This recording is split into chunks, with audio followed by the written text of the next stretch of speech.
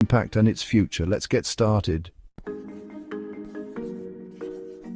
Okay, let's break it down. In the simplest terms, neoliberalism is like that friend who believes in the every person for themselves approach to life. It's an ideology that puts blind faith in the power of free markets and minimal government intervention. Think of it as capitalism on steroids.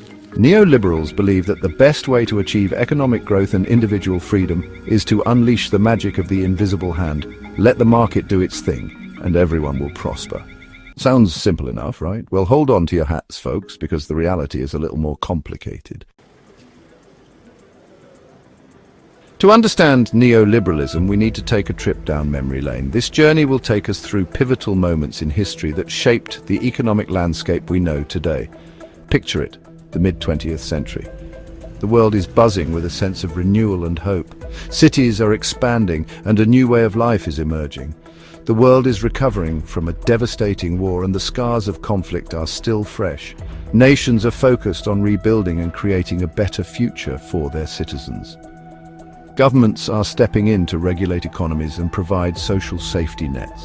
This era sees the rise of social welfare programs, public health services, and a belief in the power of collective action. Enter a group of economists like Friedrich Hayek and Milton Friedman who weren't too keen on this whole government intervention thing.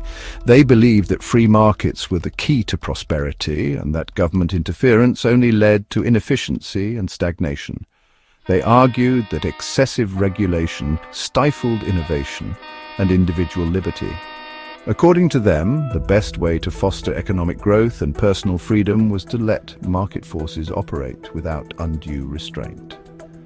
Fast forward to the 1970s and 80s, and their ideas found fertile ground in the political arenas of the United States and the United Kingdom.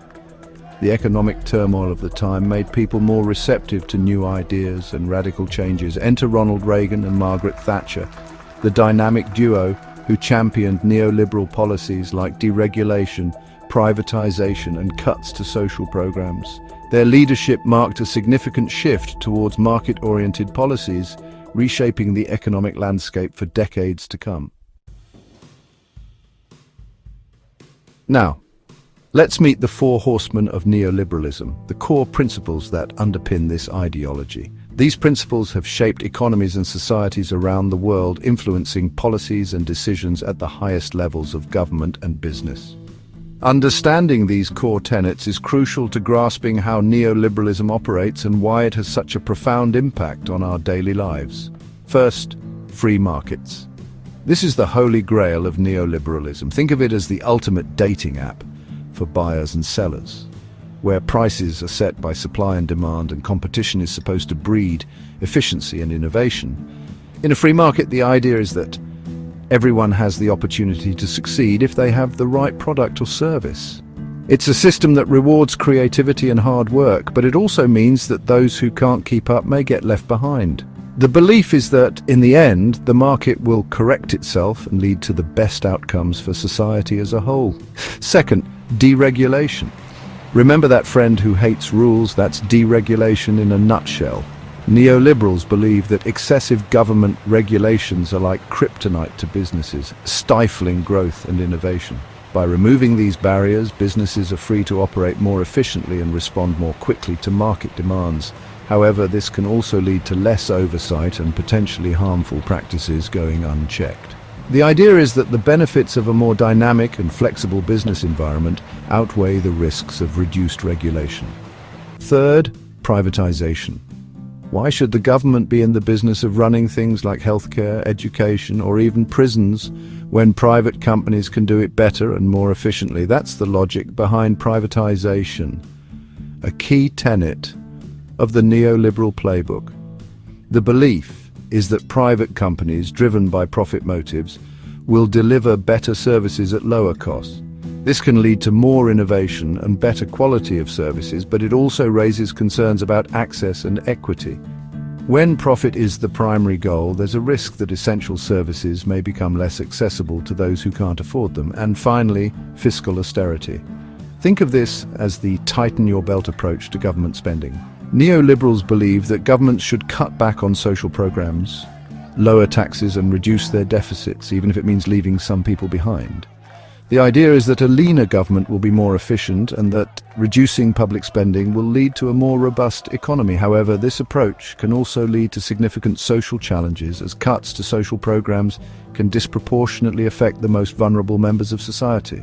Balancing fiscal responsibility with social equity remains one of the most contentious debates in neoliberal policy. Section 5, the price of freedom, economic and social impacts. So what happens when you unleash the power of the free market? Well, it's a mixed bag, my friends. On the one hand, neoliberalism has been credited with boosting economic growth and lifting millions out of poverty, especially in developing countries. But on the other hand, it has also been blamed for widening inequality, eroding the middle class, and creating a winner-takes-all economy where the rich get richer and everyone else is left scrambling for scraps. Think about it. When you prioritize profits over people, something's got to give. And often what gives is social safety nets, environmental protections, and basic human rights. Check, check. Check 1, check 2, check, check. Section 6, voices of dissent, criticisms and counter-arguments. Now, not everyone is a fan of the neoliberal gospel. In fact, there's a whole choir of critics, including some pretty big names in economics, who argue that this ideology is deeply flawed and ultimately unsustainable. Nobel laureate Joseph Stiglitz, for example, argues that neoliberalism has created a world where the rules of the game are rigged in favor of the wealthy and powerful. Meanwhile, rockstar economist Thomas Piketty warns that we're hurtling towards levels of inequality not seen since the Belle Epoque, a time of opulent excess and widespread poverty. Section 7, case studies, neoliberalism in action. Don't just take our word for it. Let's look at some real-world examples of neoliberalism in action. The United States. From Reagan's trickle-down economics to the deregulation of the financial industry, the US has been a leading proponent of neoliberal policies, with mixed results. The United Kingdom, Margaret Thatcher's iron-fisted reign in the 1980s, saw the privatization of key industries and a dramatic shift towards a market-driven economy. Chile. Under the dictatorship of Augusto Pinochet, Chile became a laboratory for radical neoliberal reforms implemented with brutal efficiency. Section 8, the neoliberal horizon, current trends and future outlook. So, what's next for neoliberalism? Is it here to stay, or are we witnessing its slow and painful demise? The truth is, it's complicated. The global financial crisis of 2008 dealt a major blow to the credibility of free markets, and the COVID-19 pandemic has forced governments to step in and provide unprecedented levels of economic support. Some argue that we're entering an era of neoliberalism 2.0, a more sophisticated and insidious form of market fundamentalism. Others believe that the pendulum is swinging back towards greater government intervention and a more equitable distribution of